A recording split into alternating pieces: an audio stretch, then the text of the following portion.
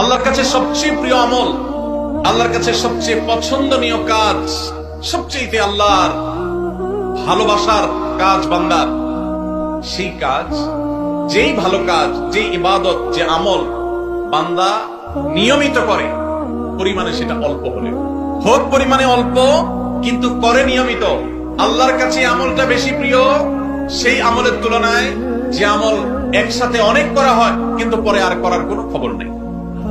কেউ রমজানে কোরআনে কারীম 2 খতম দিয়েছে, মাশাআল্লাহ, কেউ 3 খতম দিয়েছে, কিন্তু রমজানের পরে কোরআনে কারীম 3 খতম, 2 খতম, 1 খতম দেয়া তো দূরের কথা, পরবর্তী রমজান পর্যন্ত আর কোরআনটা ছুঁয়ে দেখা হয় না, খুলে পড়া হয় না, তেলাওয়াত করা হয় না, 1 পৃষ্ঠা পড়ার সুযোগ হয় না। তাহলে এই 3 খতম 2 খতমের চাইতে রমজানে কেউ যদি 1 খতম কোরআন দেন অথবা তার চেয়ে কমও কোরআন তেলাওয়াত করেন, কিন্তু রমজানের পরে সেই কোরআন দিনে হয়তো 2-5 পারা পড়তে পারেন না, কিন্তু 1 পৃষ্ঠা হইলেও পড়েন, 2 পৃষ্ঠা হইলেও পড়েন, তার দৈনন্দিন রুটিনের মধ্যে কোরআন তেলাওয়াত থাকেই থাকে।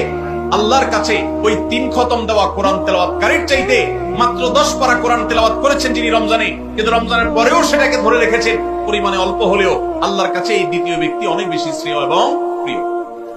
প্রিয় ভাইরা আমার, রমজানে আপনি অনেক দান দক্ষিণা করলেন, রমজানের পরে আর খবর নাই, আল্লাহর কাছে এটার চাইতে বেশি প্রিয় রমজানে তৌফিক অনুযায়ী দান সাদাকা করেছেন, রমজানের পরেও আপনি দান সাদাকা অল্প অল্প হলেও ধরে রাখার চেষ্টা করেছেন। আল্লাহ আমাদের সবাইকে রমজানে যে সমস্ত নেকামলগুলো আমরা করতে পেরেছি, রমজান শেষ হওয়ার সাথে সাথে সেগুলো বন্ধ না করে বরং সেই আমলের ধারাবাহিকতাকে আল্লাহ আমাদেরকে ধরে রাখার তৌফিক দান। ভাইরা আমার, আমরা কি রমজান মাসকে পুজো করেছি নাকি আল্লাহর ইবাদত করেছি?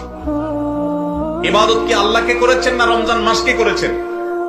আল্লাহকে করেছেন। যদি রমজান মাসকে কেউ ইবাদত করে, রমজান মাসকে যদি কেউ পুজো করে, তাহলে তার এখন আর ইবাদত করার দরকার নাই, কারণ রমজান শেষ হয়ে গেছে।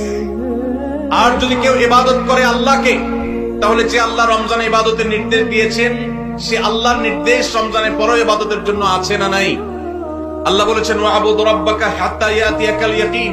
তোমার রবের ইবাদত শুধু রমজানে নয়, রমজান ইবাদতের মৌসুম হিসাবে ইবাদত বেশি হতে পারে, কিন্তু রমজানের ইবাদতের ধারা মৃত্যু আসার আগ পর্যন্ত তোমাকে ধরে রাখতে হবে, তবেই আল্লাহর কাছে সাকসেস হওয়া যাবে, তবেই আল্লাহর কাছে সফল হওয়া যাবে, সার্থক হওয়া যাবে।